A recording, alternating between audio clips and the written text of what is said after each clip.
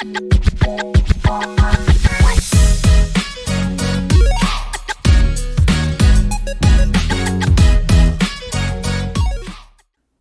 back, Folsom family, as we finish out our series on the book of Hebrews.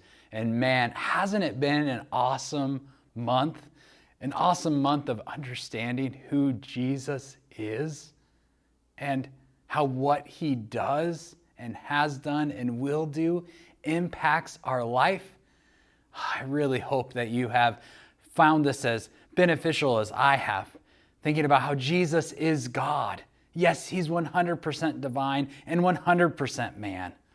And that means that he could be the perfect sacrifice so that he could be the way. Yes, the way to salvation. And through salvation, he gives us rest. And not only rest, but a fruitful life. And as we close, we are going to look at this life that Jesus gives. Life. As we look through the last chapters of Hebrews, we're going to hone in on chapter 12. If you would read with me, starting in verse 1. Therefore, since we are surrounded by such a great cloud of witnesses, let us also lay aside every weight and sin which clings so closely, and let us run with endurance the race that is set before us, looking to Jesus, the founder and perfecter of our faith, who for the joy that was set before him endured the cross, despising the shame, and is seated at the right hand of the throne of God. Consider him who endured from sinners such hostility against himself, so that you may not grow weary or faint-hearted. In your struggle against sin, you have not yet resisted to the point of shedding your own blood. And have you forgotten the exhortation that addresses you as sons? My son, do not regard lightly the discipline of the Lord, nor be weary when reproved by him. For the Lord disciplines the one he loves and chastises every son whom he receives. It is for discipline that you have to endure. God is treating you as sons. For what son is there whom his father does not discipline? If you are left without discipline, in which all have participated, then you are illegitimate children and not sons.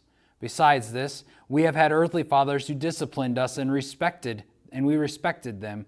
Shall we not much more be subject to the Father of spirits and live? For they disciplined us for a short time, as it seemed best to them. But he disciplines us for our good, that we may share his holiness.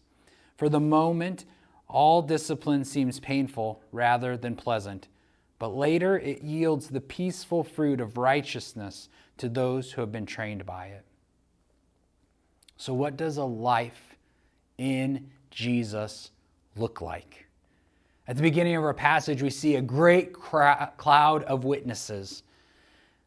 And numerous times as I've read this passage and heard of this passage, we talk about those who have gone before us. They're cheering us on. They're encouraging us to live a life for Jesus Christ.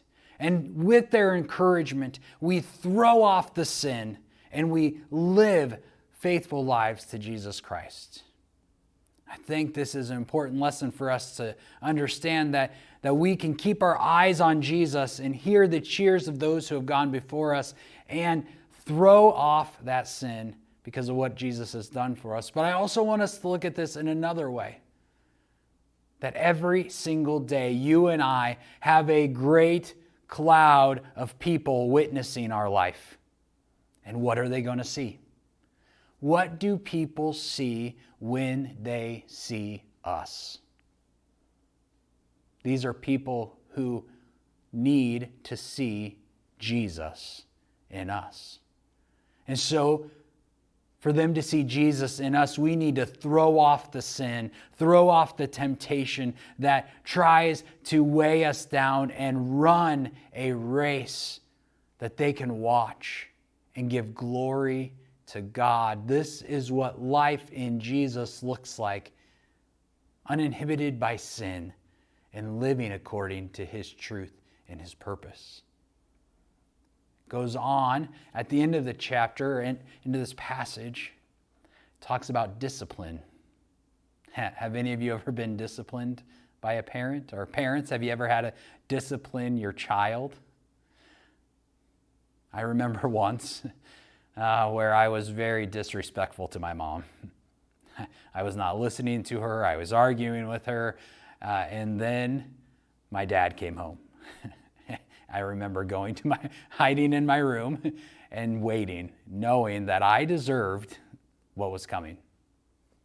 I deserved a little swat on my butt. To be honest, I remember what I did that I shouldn't have done. I remember worrying about what my punishment would be. But if I'm honest, I don't remember my punishment. I just remember that I learned from that situation, knowing that I deserved to be corrected. In this passage, we see that God holds accountable his kids. He holds us accountable to his truth. He disciplines us, and it tells us why he disciplines us. It says in this passage in verse 10, "But God disciplines you for your good." When God holds us accountable and corrects us, it's for our good. And he continues on. It says, so that we can share in his holiness. In other words, so that we can live set-apart lives. He wants to guide us. He wants to direct us. He wants to help us do that. And then the next verse, it says, so that we may yield the peaceful fruit of righteousness. This is the life that we can live through Jesus. And sometimes it takes discipline. Sometimes it takes correction because we get off the path. But it's for our good, so that we can live set-apart lives, living peacefully in righteousness, so that others can see Jesus. And so, Full Sin family, we have this opportunity to live lives that are witnesses for others to see. And these lives must be free from the sin that entangles the rest of the world. They must be set apart, righteous lives, reflecting Jesus Christ. So as we finish this series, as we think about all of who Jesus is and all of what Jesus has done, may we go and live full-sinned lives, 100% committed to Jesus Christ, without the fear of failure or worry of what might happen, for his glory alone.